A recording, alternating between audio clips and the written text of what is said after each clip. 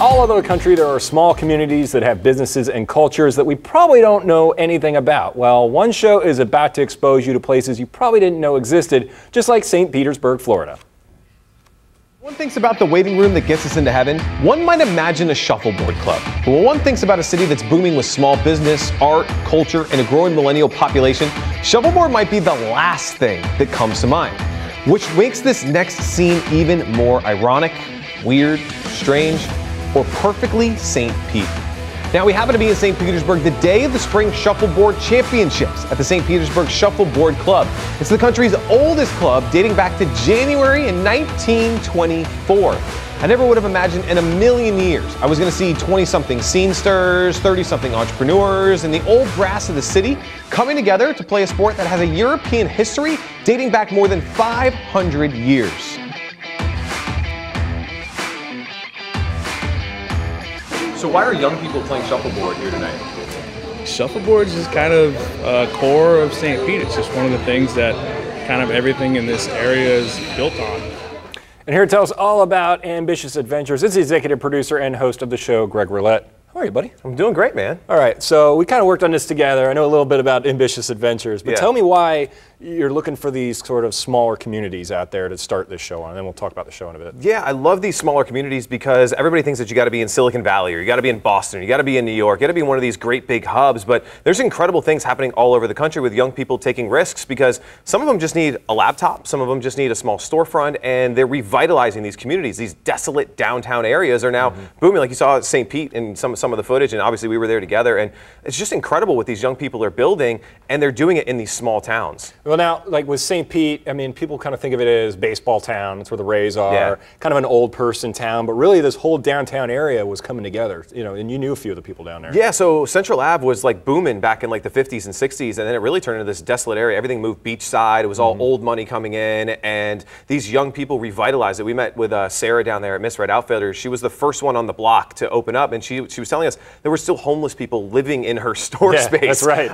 And when she moved in, she had to like kick them out, and now, I mean, it's just booming. There's, you know, coffee shops, and there was like an ice cream and waffle shop, which was awesome, and breweries popping up, and but it's all these young people, and it's great because it's also a cultural thing. It's you saw the art, all the murals, all these cool things, and then they come together on Friday nights and they play shuffleboard. The shuffleboard thing was awesome because it really was, like you said in the piece, a combination of old people, young people, community leaders, shop owners, really just coming together, having a few beers and playing shuffleboard all night. Yeah, we kind of laughed about it when they told us. You want to go to a shuffleboard tournament? I'm like, I don't know about that. Yeah, and then we got there, and it ended up being like the prime example of exactly what is happening in St. Pete. It was, you know, old people, young people, different ethnicities, different cultures, and they all came together to play this sport. And I think it's like the celebration of they worked so hard during the day to build this community, and now they all get to celebrate this community together. Now you just had a Kickstarter fund for the show. Tell me about the show, and then tell me about how the funding process is going. Yeah, definitely. So we ran a Kickstarter to fund 5 episodes. So I personally funded the first one that we went over to in St. Pete, and people really liked it. And so we decided let's go shoot a full season, and we did that on Kickstarter,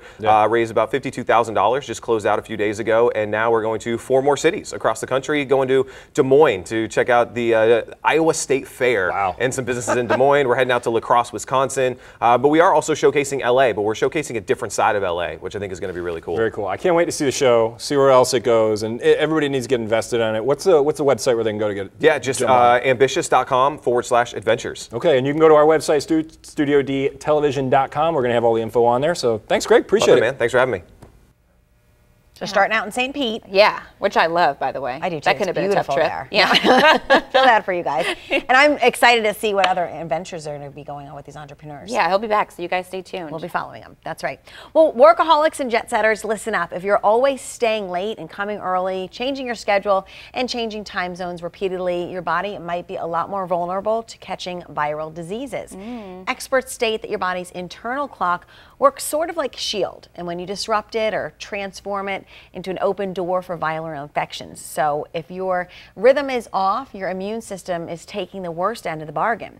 Experts say shift workers and those who work long hours are especially vulnerable to these risks. You know, that's funny because when our schedules changed, everybody got sick. We did. Right? Everybody had the cuckoo germs. Right. Literally. It was like a cesspool of nastiness. Well, and then people, coming and going, and then you're trying to catch up on sleep, which you really can never catch up on sleep. And then if you're traveling a lot, like they said, you're on an airplane, so then you're confined in that tube with all those germs and everything. So certainly it's easy to get run down in today's crazy world. This is one study I totally agree with.